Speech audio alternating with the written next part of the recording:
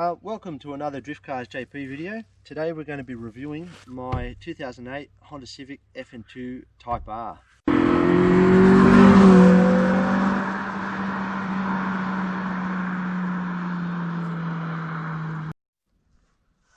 Okay, and today I'm going to show you why I think this is the best Civic Type R that you can buy at the moment. It's the cheapest. In Australia, we only got a couple of Type Rs. We've got the FK8, which is brand new, which is out of everyone's price range. The EP3s are getting really expensive now. And these, you can pick them up from anywhere from about 6,000, which is what I paid for this, up to around 15 grand if you want a really low-keyed one. But I'm going to show you mine, what I've done to it, what it's like to drive as a daily driver with the mods. It's not overly modified. We've got hard race coilovers, we've got the Tagawa exhaust. Just recently I put some Mudgeon wing on it, and now we're going to have a look around the rest of the car and show you what the good parts are and the bad parts are for them, what I do like and what I don't like about it. Now I'm going to show you a few things that I dislike about the fn2. There's not much I don't like about it, but the first thing I don't like is these flares. They're always falling off, they're broken, the clips don't work on them. I've had to bolt it on the front. Like, it's not the neatest thing, but it's a race car, so I'm not too concerned about it. One of the other things I dislike about them is this plastic cover on the tailgate. Like, I would rather have done it in steel, like, because this part here is all metal under there, and then we've got plastic through here, which I don't really like that. And these lights, the plastic's that brittle on them that if you ever got to work around them, as you can see, I've cracked this pulling this off the other day because I had to paint this and I painted the spoiler. And one of the other things I dislike about them is the center console display. Whenever you put an aftermarket stereo in, the AC doesn't work on them, and also the AC has a problem anyway. That's why I've took it out and put some gauges in there just to get rid of that, because driving around with that blank, I don't know, it just drives me nuts. So I thought I'll put some gauges up there. I wish they didn't integrate the radio and the dash up there, because that way if you just put an aftermarket stereo in, it's fine, and the AC controls should just stay up there. That's the only other real thing in my opinion. Everything else I really like on the interior. The hood linings do sag in these. That's one issue with them. I've had mine retrimmed. It cost 150 bucks, and the guy comes to your house and does it, which to me is good value. Okay, the only other thing I dislike on them is this plenum. Now it stops you from being able to get the spark plugs out. You've got to pull all this apart on them. It's not a big issue, but it seems to build up with a lot of leaves, and gunk all sort of sits in behind here. That's it. That's the only other thing I dislike about them. Now I'll show you a few mods that I've done to this. So far I've fitted a alloy radiator, which is a Tagawa one. It's got hard race coilovers, which you can just sort of see in there. Catch can, engine intake, that was on it when I bought it, and that's about it. The motor's pretty much standard. I think it's pretty good the way it is, and I think it will compete very well with the class that I race in. The only thing I'm going to do on it is a balance shaft delete, but they're about 2 grand and I've priced it up, and I'm probably going to hang off for a little while until I jump the gun and spend that sort of money on it, because I haven't actually even raced the car yet. So I like to race car, then do a few more mods to it after that. So we've got the carbon fiber bonnet, which is a C-Bond bonnet. These are Procast wheels. We've got intimate front pads on it and some DBA slotted rotors on the front. That's about it. I'm trying to get a set of Brembo front calipers for it. Interior is pretty standard. Obviously we've got the gauges and stuff on there. The rear seats are all removed. I'll show you in the back. Okay, in the back here I've removed the rear seats. These are the work wheels that I'll be racing on. We've relocated the battery into the back here, and then obviously put the cutoff switch down the front there. Okay, the only other mod it's got a Tagawa stainless 2.5-inch catback exhaust on it. I haven't done the headers on it because here in Australia it deletes the cat, which makes it illegal, which I want to be able to drive this on the street to and from events. And here's my Mugen wing, all painted up. This is a replica.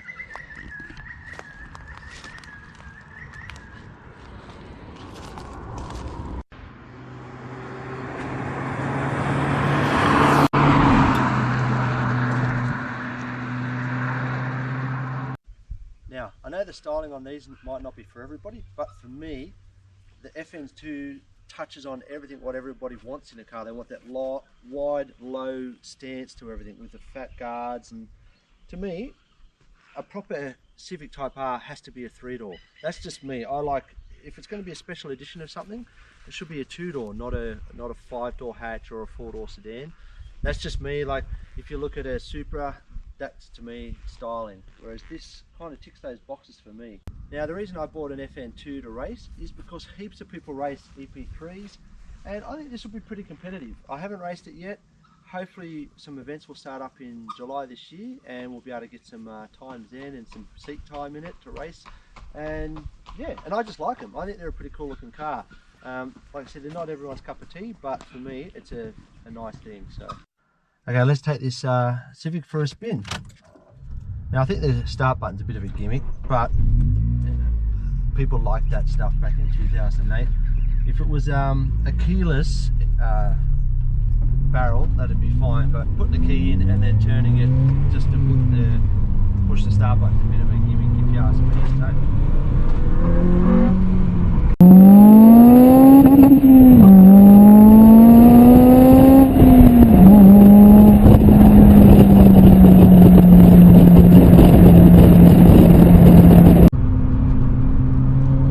Now hopefully you can hear me while I'm driving.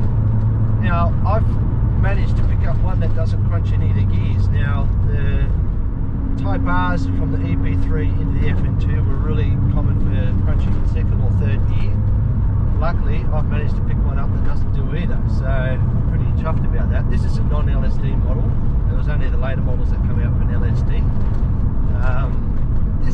It's got some pretty cool sort of features. It's got like a rev light, it's got the VTEC light on the dash, which lights up once you hit the 5,500 VTEC. One thing that I don't really like is the wipers and indicators are all swapped, because this being a UK built car, you've got your indicators over here and your wipers over there. Not a big deal, but most Jap stuff here, all drivers always got the wipers this side, indicators on the other side, and the headlights are the same. The headlights are over on this side too. Now the coilovers on this, they're reasonably firm. I've got them about 6 clicks off the hardest setting. For daily driving it can be a bit of a chore after a while because they are pretty rough. Plus the hard race have quite high spring rates. If you went for like a BC coilover, they've got a lot lower spring rate, and probably make it a little bit more comfortable on the street. As you can see, I'm sort of bouncing around here, but for racing that's what I want, so I'm not really too concerned about street use. They've got good visibility. I'm not a big fan of the split dashes, but you can see everything really well. I do feel like I sit too high in this. I have got a bright seat or bridge seat to go in this, which I'm hoping will drop about an inch out of my height, which I'm going to put a video up showing exactly how much more headroom it gives me. And I'm hoping it will sort of put the steering wheel a little bit down where I'll just sort of cut the bottom off the numbers, which for me that's fine. I'm more interested in seeing what the Taco does and all the other cages anyway. I find the shifter quite good in this. I might upgrade to a hybrid racing shifter. They're about $700 and I just can't justify that price just yet. It seems to select gears fine, but I've only driven it on the street, so quite often you get it on the track and you might find it'll skip gears or it'll crunch gears on the track when you're going flat out. So I'll leave that as is at the moment, and then we'll worry about that in the future. That might be a later mod to do to the car. If you haven't watched any of my other videos, I'm building this on a budget. I'm trying to get the budget under 10 grand. And we're not far off that at the moment. We're doing the clutch, the coilovers. The coilovers cost me $1,600 for this, so we're starting to get up there close to that sort of 10 grand figure. But that's why I put off doing the balance shaft delete on it.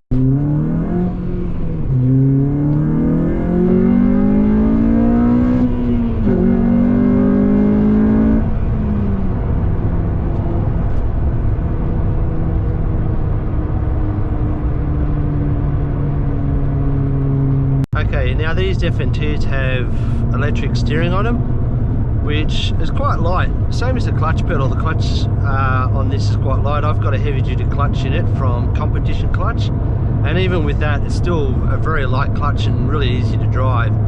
And the steering's quite firm. It's not super light, but it's gives you really good feedback through the suspension, and you actually feel really well connected. That's what I like about these. Even though they've got the torsion beam rear suspension on them, they just grip really well. They understeer before they oversteer, which is even better for anyone that wants to be a beginner with one of these cars to race. They're really good like that. The downshifts are good.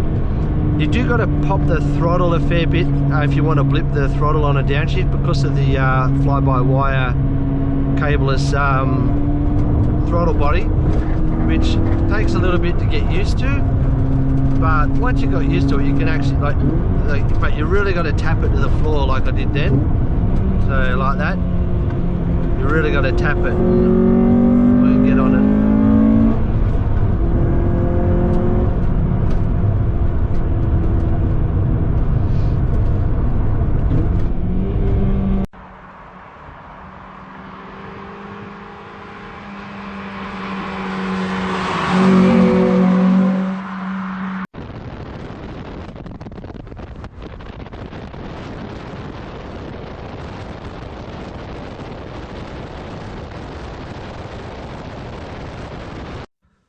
Now, I just wanted to touch on what I base my opinion on. Well, I've been in the involved in the import car scene since 1999, where I worked for a Sydney-based company that specialised in Japanese imports.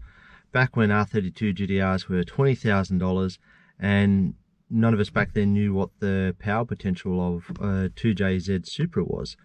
We didn't realise it was going to get the power figures that it did today. Back then it was just a nice sports car that a lot of people liked, basically. I also worked and lived in Japan in 2001, 2002, working as an exporter over there, where I exported cars to Australia. That's where my company name comes from, Drift Cars Japan, because I used to export a lot of drift cars back before drifting was even really a thing. It was only quite small street stuff back then. And I also worked in the UK back in 2003, 2004, where luckily I got to work on the EP3s when they were brand new. And they were a pretty impressive car back then in 2004. And that's why I think the fn2 is great, because it's affordable. People on a tight budget can get one and can experience what a Type R Civic is like. Or, you know, same as the Type R Integras, they're too expensive these days as well for someone that's on a small budget. Like I said, for $6,000-7,000 you can pick one of these up. They're quick, you'll enjoy it, and yeah, if it gets more people to enjoy what a Type R Honda is like, I think that's a good thing. So okay, that wraps up today's video. That's my review on my fn2. I want to say a big thanks to my friend Arthur for helping me film today. Hopefully my video was informative, you got something out of it. If so, please subscribe to the channel, hit a like on the video as well. There'll be plenty more videos on my channel coming up. I'm trying to do a lot of stuff on a budget on this channel, so not everything's going to be overly modified and out of everybody's sort of reach in costs. So that's why I think the fn2 is like a great car to start off with. It's got the K20 motor. Everyone's doing K series swaps these days, which to me is a lot of work, a lot of effort for a fair bit gain. They are a very, very good motor, but they cost you a hell of a lot of money to get it set up in, say, like an EK chassis or something like that. Whereas you buy one of these, it's already in it. You don't have to engineer it. And for the amount of money that you spent to do a swap on something else, you could have probably turbo or supercharged this. Anyway, so yeah, I think it's looking pretty cool sitting there. We'll wrap up the video there. So thanks for watching. I hope you subscribe and watch some of my future videos, and yeah, hope you enjoy the channel. Thank you. Cheers.